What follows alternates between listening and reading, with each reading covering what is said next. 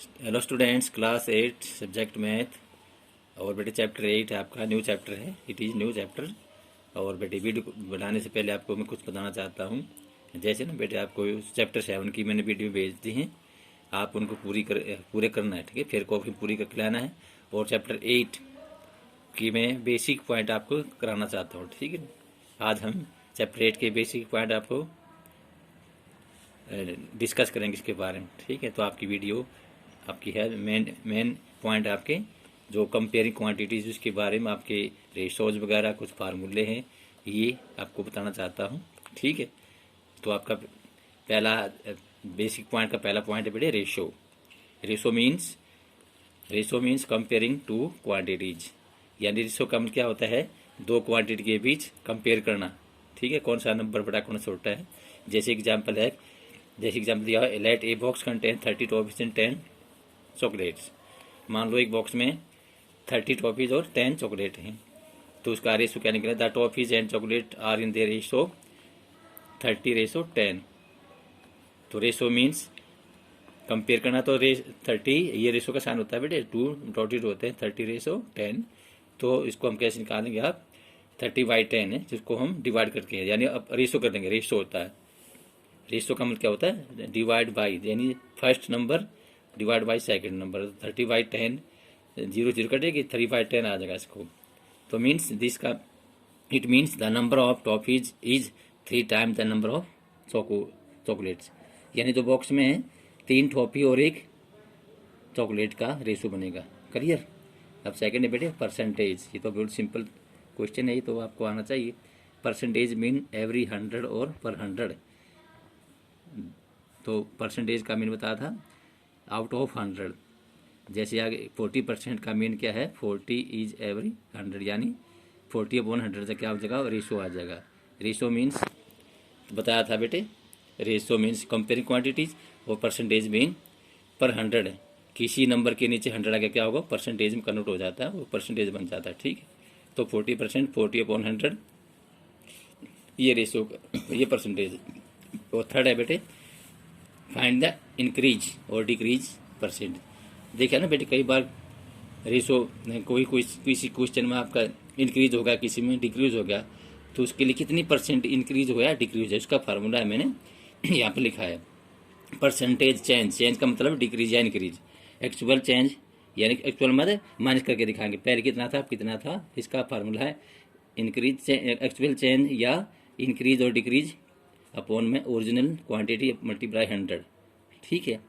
यानी पहले वो उसकी क्वांटिटी कितनी थी, उसके अंदर कितना इंक्रीज हुआ या डिक्रीज हुआ, वो निकालेंगे। फिर टोटल मतलब डिवाइड बाई ओरिजिनल वैल्यू, यानी जो पहले वाली थी रियल वैल्यू थी वो निकाल मल्टीप्लाई 100 कर देंगे, आपका क्या आ जाएगा, चेंज डिक्रीज होगा या इंक्रीज होगा, वो आप फार्मूला लगाएंगे। जैसे एग्जांपल है 320 इंक्रीज करना आपने, इंक्रीज 320/20%, तो 320 का 20% निकालेंगे आप, 64 हो जाएगा, ठीक है ना। 320/100 मल्टीप्लाई 20 कटेगा ना, या इसको ऐसे लिख सकते हैं 20 मल्टीप्लाई 320/100। परसेंटेज मीन 100 होता है, इसलिए 100 नीचे आ गया, काटने के बाद 64 आ जाएगा। तो इंक्रीज अमाउंट क्या होगी, 320 + 64। इसमें क्या पूछा गया था, इंक्रीज, तो इंक्रीज करेंगे प्लस, डिक्रीज क्या हो जाएगा, तो 320 माइनस जो भी आएगा उसको डिक्रीज आ जाएगा, ठीक है ना। ये आपका फार्मूला, इस तरह आप कर सकते हैं। और फोर्थ पार्ट है, कुछ फार्मूले आपको बताना चाहता हूँ। पहले बेटे डिस्काउंट क्या होता है, इसके बारे में पास से बताना। डिस्काउंट क्या होता है बेटे, जो आपकी रियल वैल्यू होते हैं, जो आपका रियल प्राइस होता है, उसमें से कुछ अमाउंट, कुछ पैसे कम दिए जाते हैं। जैसे ना जो आपकी चीज़, जैसे आपकी 100 रुपीज़ की कोई किसी आर्टिकल का 100 रुपीज़ प्राइस है, तो उसको 20 माइनस कर दे, क्या होगा 80 क्या होगा आपका सेलिंग प्राइस, 20 क्या होगा डिस्काउंट, और 100 क्या होगा मार्केट प्राइस, ठीक है। तो डिस्काउंट का फार्मूला क्या होगा बेटे, market price minus sale price. अब मार्केट प्राइस क्या होता है, मार्केट प्राइस क्या होता है, मतलब जो प्रिंटेड होता है ना, जैसे आपकी बुक है या किसी आर्टिकल देखते हो, उसके ऊपर क्या होता है, प्रिंटेड प्राइस होता है, उसको क्या बोलते हैं मार्केट प्राइस। सेल प्राइस क्या होगा, जो आप खरीदोगे किसी से, और डिस्काउंट क्या होगा, जो दोनों का डिफरेंस आएगा, ठीक है ना। तो डिस्काउंट का फार्मूला है MP माइनस SP, ये शॉर्ट फॉर्म है, ये था आपका पूरा market price minus selling price, दोनों का मीनिंग सेम बेटे, MP माइनस SP। डिस्काउंट क्या होगा, जैसे आपका MP है 100, और डिस्काउंट निकालने के सेलिंग प्राइस कितना है 80, क्या होगा 100 माइनस 80 क्या होगा 20 क्या होगा डिस्काउंट आ जाएगा। इस तरह करेंगे आप। इसका सेकंड पार्ट है बेटे एसपी, सेलिंग प्राइस कैसे निकालेंगे, एमपी माइनस डिस्काउंट, ठीक है ना। तो जैसे 100 था, 100 में से 20 माइनस कर दो, 80 क्या होगा सेलिंग प्राइस। इसी प्रकार एसपी के दो हैं बेटे, एक तो सेलिंग प्राइस सीधा फार्मूला है, एमपी माइनस डिस्काउंट, डिस्काउंट आपका जब परसेंटेज में ना हो तब ये निकालेंगे, जब परसेंटेज दिया हो ना, जैसे इसके दोनों फार्मूले हैं। एक तो सेलिंग प्राइस का सिंपल एक फार्मूला, सेलिंग प्राइस का MP multiply 100 minus discount percentage upon 100, ये लिख दिया मैंने यहाँ पर। When discount is given, discount percentage में गिवन बेटे, when discount given in percentage, percentage में होता है ये निकालेंगे, वैसे निकालोगे तो ये ठीक है। एमपी क्या, हम मार्केट प्राइस मल्टीप्लाई 100 में से डिस्काउंट परसेंटेज जो दिया आपको माइनस कर दो अपॉन 100 करके हम इसका एसपी निकाल सकते हैं, ये आपका फार्मूला है, ठीक है। इसके बाद बेटे रेट ऑफ डिस्काउंट या डिस्काउंट परसेंट, हमेशा आपने देखो क्वेश्चन देखें ना, अब जब क्वेश्चन करेंगे तो उसमें डिस्काउंट परसेंटेज में दिया पाएगा। अगर किसी का डिस्काउंट निकालेंगे तो फार्मूला है डिस्काउंट अपॉन में एमपी मल्टीप्लाई 100, हमेशा जो डिस्काउंट हो एमपी पर निकलता है, मार्केट प्राइस होता है, ठीक है, ये फार्मूला है। और एमपी मार्केट प्राइस क्या निकालेंगे हम, 100 मल्टीप्लाई सेलिंग प्राइस अपॉन में 100 माइनस डिस्काउंट परसेंटेज, ये फार्मूले आपको मैं लिखवाएं, इनको आपने फिर कॉपी में लिखना है और याद भी करना है। नेक्स्ट बेटे 5th point net price. Net price को मैं समझा, जैसे भी कोई आप बाज़ार जाते हैं ना, आप बाज़ार में जाओगे तो कोई चीज़ खरीदोगे तो आपका जो रियल वैल्यू है, यानी जो आपका एमपी है, मतलब मार्केट प्राइस है, उसमें से कुछ डिस्काउंट आपको दिया जाएगा। जो आप डिस्काउंट के बाद जो आप खरीदोगे ना, जो पैसे आप दोगे, that is the net price, ये बताना इसमें।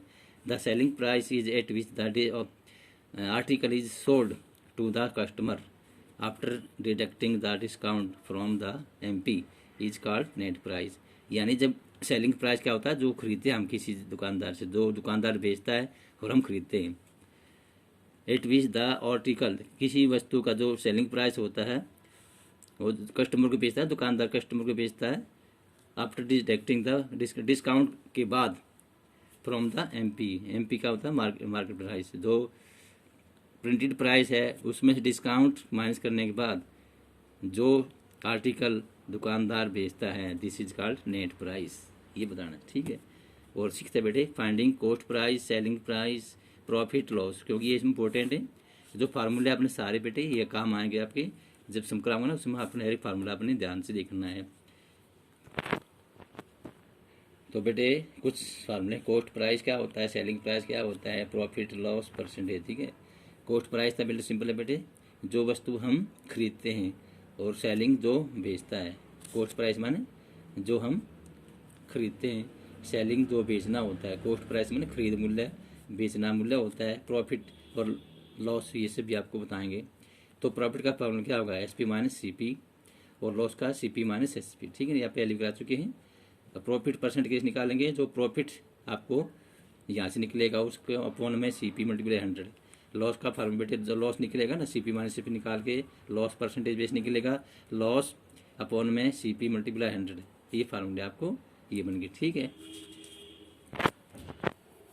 तो इसके बाद बेटे कॉस्ट प्राइस, कॉस्ट प्राइस के दो फार्मूले हैं, एक बार प्रॉफिट में, एक बार लॉस परसेंट में। तो क्या सीपी कैसे निकालेंगे, 100 अपॉन में 100 plus profit percentage multiply SP, और ये तो बेटे प्रॉफिट परसेंटेज दिया हुआ, और जब लॉस वाले में क्या निकालेंगे, 100 अपॉन में 100 minus loss percent multiply SP, दोनों में सेम बेटे।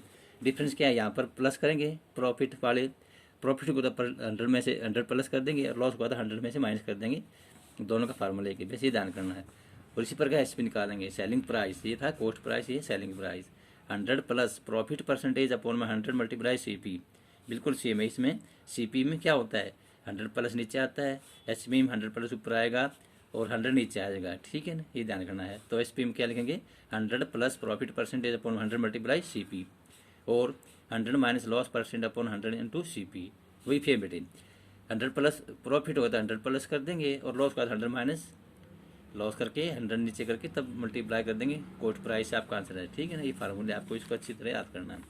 और 7th पार्ट है सेल टैक्स क्या होता है, या इसको वैल्यू एडिड टैक्स है, वैट भी होता है सेल टैक्स, इसके बारे में। Sale tax is a change by sale tax is a charge charge by government on the sale of an item. ठीक है बेटे, सेल टैक्स क्या होता है, जो गवर्नमेंट है ना चार्ज लेती है, जो भी चीज़ बेचता है दुकानदार उसके ऊपर कुछ एक्स्ट्रा चार्ज लेती है, एक्स्ट्रा पैसे लेती है, this is called the sale tax.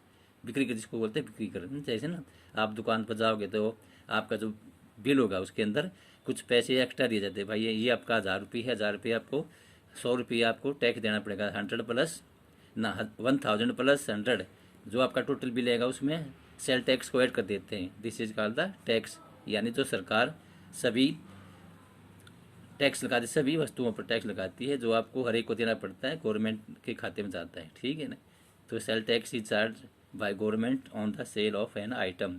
कोई भी सामान खरीदते हैं उसके ऊपर गवर्नमेंट एक चार्ज लगाती है। S T is always on the selling price. S T का मतलब सेल टैक्स जो होता है वो सेलिंग प्राइस पर डिपेंड करता है बेटे। जो सेलिंग प्राइस होता है ना, जो बिक्री कर होता है, बिक्री प्राइस होता है, उस पर ये टैक्स लगाया जाता है हमेशा। ठीक है ना, और added to the value of this bill, उसको किस में ऐड किया जाता है, जो बिल बनाते हैं उसके अंदर जो सेल टैक्स होता है, यानी जो सेलिंग प्राइस होता है, जो हम खरीदते हैं, जो हम यानी जो बेचता है दुकानदार, उस पर जो एक्स्ट्रा चार्ज देता है उसको सेल टैक्स बोलते हैं। और हमारे किस में बता दो, जो बिल बनाता है उसके अंदर ये सेलिंग प्राइस के अंदर इसको जो ऐड करके बिल बनाता है, तो ये टैक्स ऐड किया जाता है सेलिंग प्राइस में, ये ध्यान रखना। 12th पॉइंट,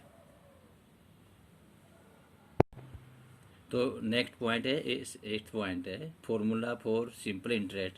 ये तो बेटे 6 चल के होंगे। सिंपल इंटरेस्ट का फॉर्मूला क्या, principal multiply rate multiply upon में 100, ये तो पहला है। या दूसरा होता है A amount minus principal, A minus P भी होता है। वह सिंपली यूज किया जाता है P multiply R multiply T upon में, P for principal, R for rate, T for time upon में 100। या सेकंड है ए माइनस पी भी लगा सकते हैं। दोनों फार्मूले आपको जैसे क्वेश्चन वैसे कर सकते हो। प्रिंसिपल का है एस आई मल्टीप्लाई 100 अपॉन में आर मल्टीप्लाई टी, और रेट का होता है S I multiply 100 upon P into T, और टाइम का होता है एस आई मल्टीप्लाई 100 अपॉन में पी मल्टीप्लाई आर। और अमाउंट कैसे निकालते हैं, पी प्लस एस आई, ठीक है, या पी इंटू 1 प्लस आर, हम आर मल्टीप्लाई टी अपॉन में 100।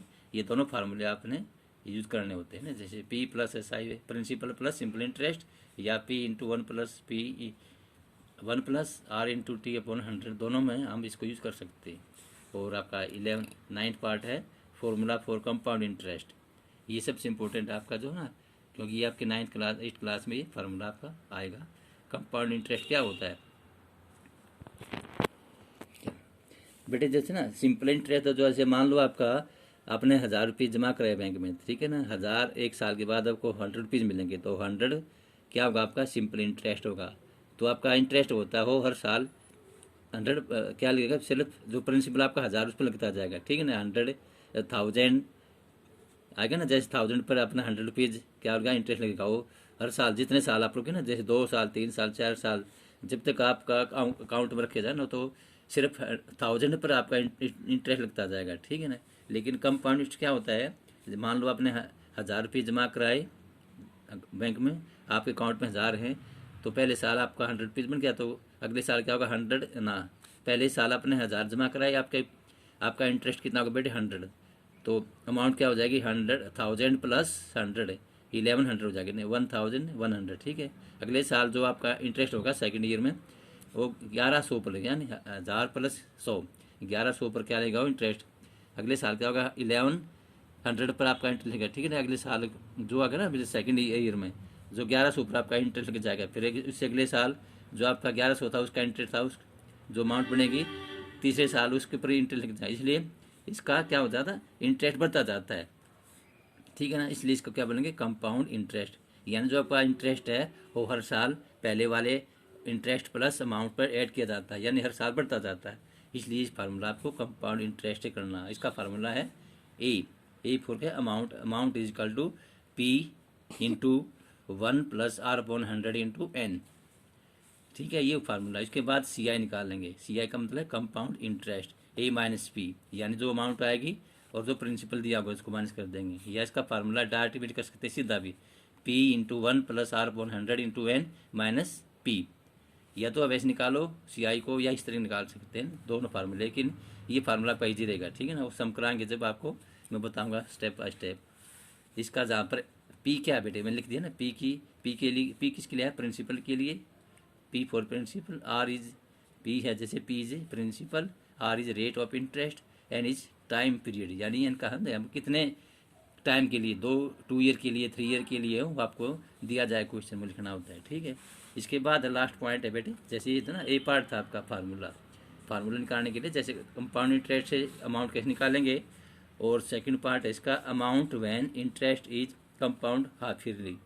इसके बेटे 2 फार्मूले, जैसे एक तो होता है ईयरली, ये था आपका बेटे जो आपका हर साल, जो साल मतलब पूरे ईयर के लिए निकालते हैं उसका फार्मूला ये।